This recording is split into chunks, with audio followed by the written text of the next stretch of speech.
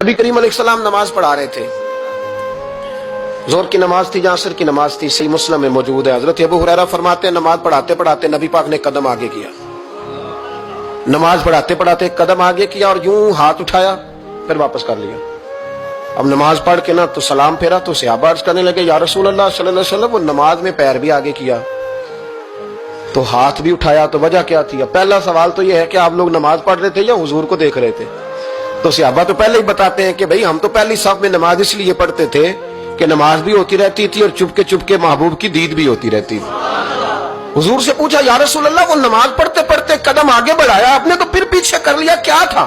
اور ہاتھ اٹھایا تو پھر آپ نے نیچے کر لیا۔ تو نبی کریم فرمانے لگے نماز پڑھاتے پڑھاتے جب میں نے کہا نا سمی اللہ لمن حمیدہ، اچانک میری نظر اٹھی تو جنت میں چلی گئی، نظر اٹھی تو جنت میں، تیرے لیے 2-4 قدم عرش بری ہے۔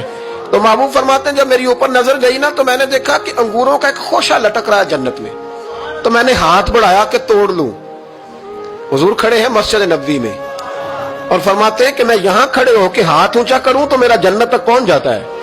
فرمایا میرا ارادہ ہوا کہ وہ خوشہ جنت کا توڑ لوں، اور ذرا میں نے پیر آگے بڑھایا ہی تھا تو میرے دل میں خیال آیا کہ جنت راز ہے تو راز ہی رہنی چاہیے، یہ راز کھول گیا تو مزہ نہیں آئے گا، تو میں نے پھر وہ ہاتھ واپس کر لیا۔ صحابہ کہتے ہیں جب نبی کریم نے یہ بیان کیا تو ہمارے چہرے نے تجسس سے کھیل اٹھے، تجسس سے ہم کوئی بات اور بھی سننا چاہتے تھے۔